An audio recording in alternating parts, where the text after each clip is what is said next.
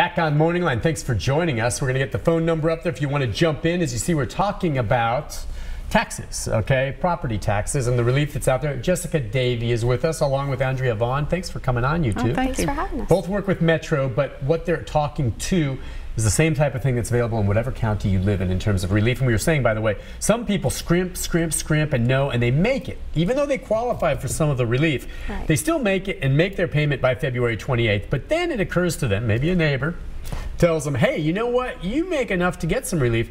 If they realize it after the fact, they can apply and maybe get money back by April, right? That's right. The deadline for tax relief is April 5th. So even if you've paid your taxes by February 28th, you still have until April 5th to apply for tax relief, and you would or freeze. Or freeze, right, the tax freeze program as well. So the point is, right now, if someone is watching who, after they got their property taxes back last year, has already paid, okay, and it was tough for you. You barely made it, but you paid it, and it's out of the way, and it's out of your mind, but you're sitting here watching us, and you realize that you have less than $29,000 in income, you have money coming back your way if you can prove that. Get with them, fill it out, and then you will get a check in the mail. That's right. In April. Well, no, not necessarily April. Oh. That's the deadline. That's the deadline. Oh, you'll get a check in the mail sometime later this year. But you should you qualify, get some money back, that relief, which could be a third of what you paid, up to a third. Yeah, I mean, wow. Easily. Or you could also freeze for... You could freeze. And if it freezes, then you'd get to pay the money back different from the difference, right? So the freeze, you wouldn't get anything back. Oh. The freeze, you wouldn't get any credits. But the way the freeze would help you is it would lock in your tax amount so that when we have another reappraisal, or if the council were to raise the tax rate and everybody else's taxes went up due to one of those two things, yours would not. Yours would stay the same. Do you know, did anyone pay less taxes this year? Anyone, anywhere? Yes. I'm not, meaning their property values went down? Well, some people who had a property value increase actually still paid less in taxes because the tax rate went down so much. Oh. That's right. I forgot about that. We did see quite a few people with who actually saw less, but there's more people who saw more.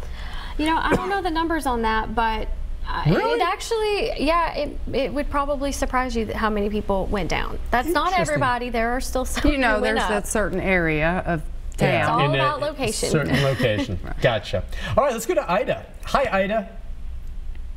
Hello, Ida. Hi, yes, thank you for taking my call. Certainly. What can we do for you?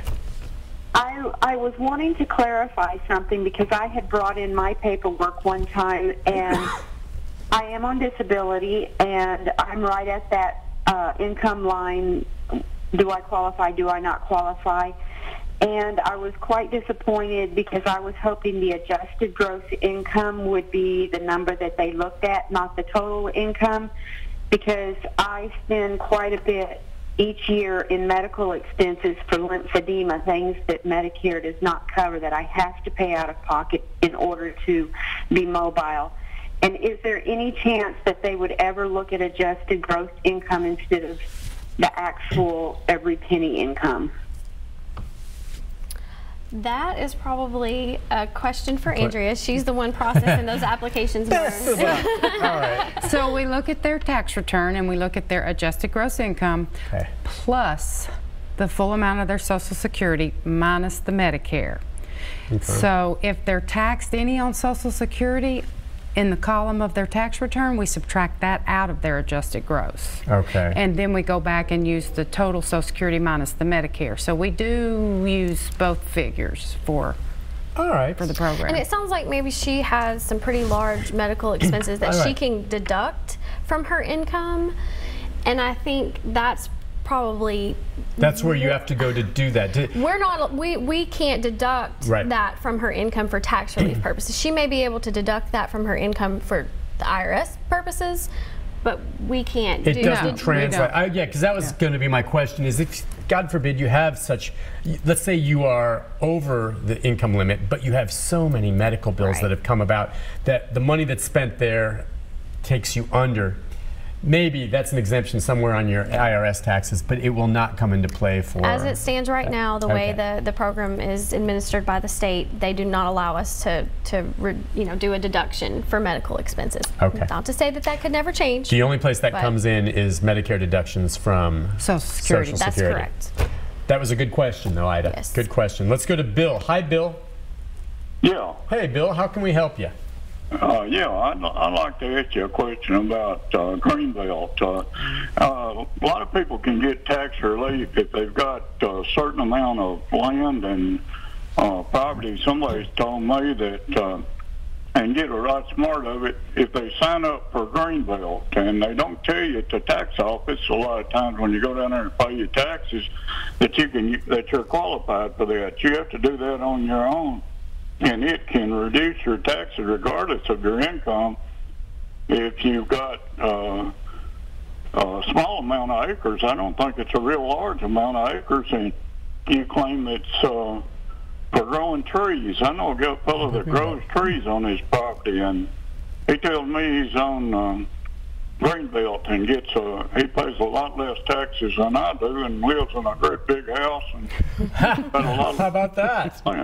That's an interesting question. Again, that may be more for Charlie, but are you familiar with the idea of a green belt, which is something you would set aside for trees or whatever you can't develop, but it's part of keeping nature in our community? What about that? Right. So the Greenbelt program is actually administered by the Metro Assessor's Office because it affects the way your property is assessed. Okay. So he's right. I believe it's 5 acres. I thought it was 15. Okay, it may be more. Again, that's the assessor's office, so don't quote me on that. It may be more acreage. But if you have a certain amount of acreage and you do use part of it for agricultural purposes, then you can potentially qualify for the Greenbelt program. I don't know if there are any other qualifications. That would be something to check with the assessor's office. But I do know in the event that you sell it, or if you subdivide and you no longer meet the acreage requirements, you do have to pay 3 years of rollback taxes. Oh, you do, the rollback. So that's just a couple of highlights on that program, but that is administered through the assessor's office, which is probably why he said when people come pay their taxes, we don't mention it a lot. We don't think about that. We don't really even know who's on the Greenbelt because it all takes place prior to the tax calculation at all. It's related to the assessment more so than the tax calculation. And the idea of putting something on the Greenbelt means all of a sudden that chunk of Greenbelt land is not taken into an account when they do the assessment, because I guess that's why you end up saving money on that. And again, you guys understand, we're going to get a few calls along those lines. Sure. And that was interesting. I didn't know about that, so I'm glad he called, but that's kind of outside what you guys do. Right. Okay, but that can explain exactly why your friend... We're taking the payments, too. The cashiers don't see how much acreage they have or anything either to suggest maybe they go across the hall to the assessor's office. Right, they wouldn't, exactly, Bill. They don't know that. So it's kind of like, people need to do their research, right? Figure out the ways you may be able to save some money. And I love the idea of sending some land away for Greenbelt. That's a good thing. Let's go to Fran. Hi, Fran. Good morning. How you doing this morning? Good, Fran. How are you? I'm doing fine. I have a question I want to ask you. Okay, my sister is on 100% disability. And in the last 2 years, her husband have had 2 strokes, and he is down. And I was want to know, is there anything that could help them, you can do to help them to be able to pay their land tax?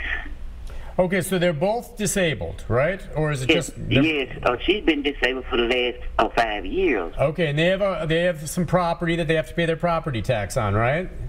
Yes. Okay, and you think they make less than $30,000 with Social Security and everything? I really don't know. Okay, well, I mean, that's the key, right? And what would you say to her? The key is they have to own the property. They do. Okay. Live on it as their primary residence.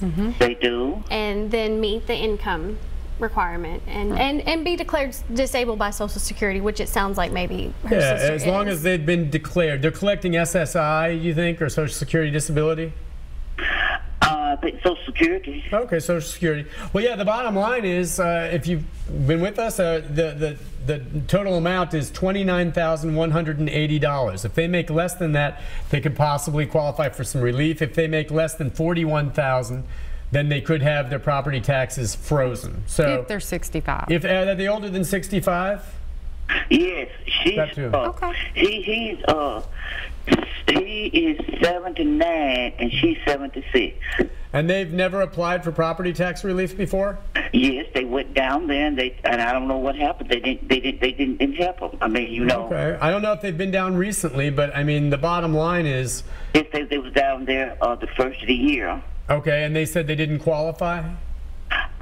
I think they did say that, but you know, I mean, I couldn't understand why. You know, you have two people that's trying, and they both are disabled. They both worked until they became disabled. Because you know, he was working until 2 years ago. Yeah, listen, no, don't get me wrong. I hear you. The bottom line is, do they have income of more than $30,000 a year? That's my guess. Because if they had less, it's a no-brainer that they would qualify. So they must have from investments, from money stashed. Well, it doesn't count money in the bank, does it necessarily? No, I mean, no. It just counts income, their Social Security disability, coupled with any investment or pension money they have coming in, or any money they maybe make doing little side jobs, even though they're probably not doing that. If that adds up to more than $30,000 or so, then they would not qualify. It's that simple. If they're making less than that, unless there's something you're not telling me, they qualify. Well, you know, I don't know the whole story. Well, go check with them. Call them when you get off the phone and say, do you guys make less than 30 grand a year? And if they say yes, then they can prove it. And they're welcome to come in, and we'll be glad to look at it. The $41,000 is for freezing your property tax. Freezing it so they can never raise it again. Oh, okay. So they may qualify for that too. I'm sure they make less than $41,000, right? Yeah. So just call them and see if they reach those requirements, and maybe things have changed since they last applied. Oh, okay. Okay, but absolutely, give them a call. Say, hey, if you looked at this, because it could save them a third, maybe of. Well, they're welcome to come in and let us look at it again. Yeah. I mean, and also I think we mentioned earlier, you know, that we are using 2016 income right now. Yeah. And I think I heard her say that he was working up until a couple of years ago. So a couple of years ago, 2016, he might have been working a little bit. Correct. And that would have been maybe more that income. put them over some, you know, that. But we'll look at it again. Yeah, if circumstances have changed, I mean. Right, and if they don't qualify this year, but let's say he didn't work any in 2017, then when we get ready to start the 2018 tax year, they might qualify. So you're looking at 2016 basing this on? I mean, meaning that if someone hasn't worked for last year. Okay, so last year, right now, it's still getting collected. We're not looking at 2017 income because, you know, we're still in the 2017 tax year, so we're looking at 2016 income, and that will kind of make a difference. If someone worked and then they've retired since, things might change. If you're not sure, hang on, let's take a break and I'll let you make your note. But if you're not sure, check it out. And we'll give you information on how to contact them and where their office is in our final segment right after this.